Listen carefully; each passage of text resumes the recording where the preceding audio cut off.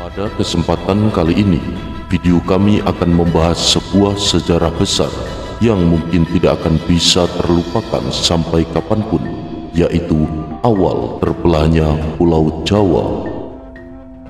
Bumi pertiwi ini, khususnya Pulau Jawa, pada masa lampau memiliki sejarah yang sangat besar. Lalu seperti apa jejak-jejak sejarah mengenai terbelahnya Pulau Jawa? Jauh sebelum saat ini tiba, Pulau Jawa yang saat ini membentang luas terpisah dengan Pulau Sumatera, konon sebelumnya adalah menjadi satu bagian di dalam wilayah, yaitu Pulau Jawa. Namun setelah terjadi sebuah letusan yang sangat hebat pada sebuah gunung, yaitu Gunung Krakatau, mengakibatkan terbelahnya Pulau Jawa menjadi beberapa bagian. Di antaranya yaitu menjadi terbentuknya sebuah wilayah, salah satunya Pulau Sumatera. Meletusnya Gunung Krakatau yang memicu tsunami besar pada tahun 1883 dan menelan puluhan ribu korban jiwa ternyata bukan peristiwa erupsi terbesar gunung yang tertanam di Selat Sunda ini. Jauh sebelumnya, Gunung Krakatau purba pernah meledak sangat hebat. Efeknya konon sampai membelah Pulau Jawa dan melahirkan Pulau Sumatera.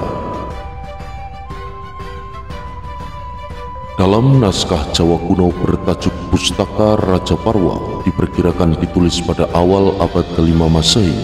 Di dalam naskah tersebut tertulis ada suara guntur yang menggelegar berasal dari Gunung Batuwara. Lalu ada pula goncangan bumi yang menakutkan, kegelapan total, petir dan kilat. Kemudian datang badai angin dan hujan yang mengerikan, dan seluruh badai menggelapkan seluruh dunia.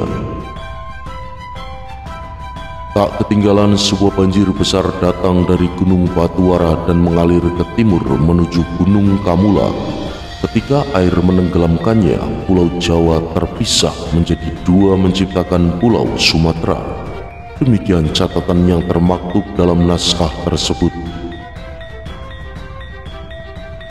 Barend George Isser, ahli geologi Belanda, menyimpulkan Gunung Batuwara yang disebut dalam naskah kuno Pustaka Raja Parwa adalah Gunung Krakatau purba. Guru besar Universitas Leiden yang wafat pada 11 Oktober 1967 ini memang kerap meneliti gunung-gunung api di Nusantara, termasuk Krakatau, Kelut, Galunggung, Merapi, dan lainnya. Dampak letusan dahsyat Gunung Krakatau purba dirasakan hingga ke berbagai penjuru dunia. Bahkan disimpulkan oleh David Cage dalam risetnya bertajuk Catastrophe: An Investigation into the Origin of the Modern World pada tahun 2004. Peristiwa vulkanik di Asia Tenggara itu terkait dengan bencana alam yang menyebabkan perubahan besar di Eropa selama abad ke-6 dan ke-7 Masehi. Tinggi Gunung Krakatau purba lebih dari 2000 meter di atas permukaan laut dan memiliki lingkaran pantai mencapai 11 km. Letusan pada abad ke-5 itu berlangsung sekitar 10 hari dan memuntahkan material erupsi mencapai 1 juta ton per detik.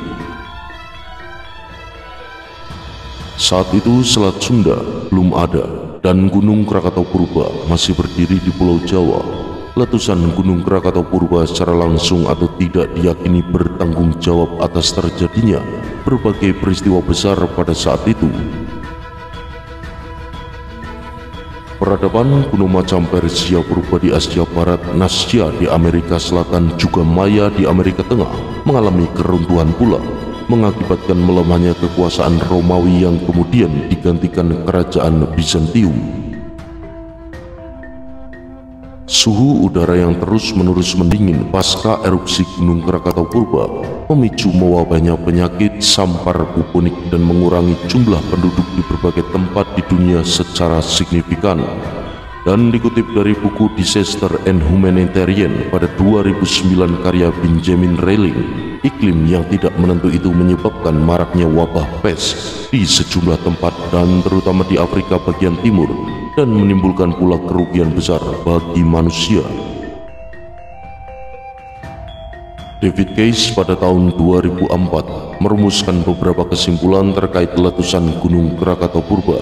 Salah satunya yaitu ledakan tersebut berdaya sangat besar dan mengguncang Jawa. Akibatnya sebagian tanah ambles yang membentuk Selat Sunda serta membelah sebagian pulau Jawa yang melahirkan Pulau Sumatera.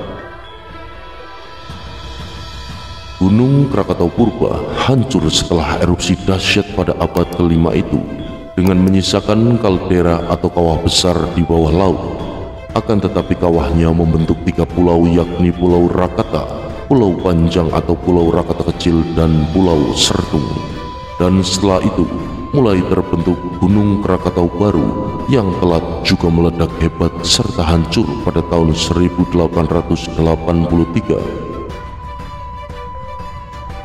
Di lokasi bekas berdirinya Gunung Krakatau Purba dan Gunung Krakatau lanjutannya di Selat Sunda, lahir Gunung Anak Krakatau yang kini sedang meningkat aktivitasnya dan sempat memicu tsunami pada 22 Desember 2018 yang lalu.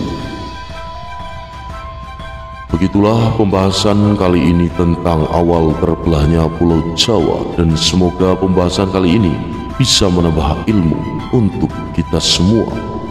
Matur sembah nuwun, mugi rahayu, saku dumadi.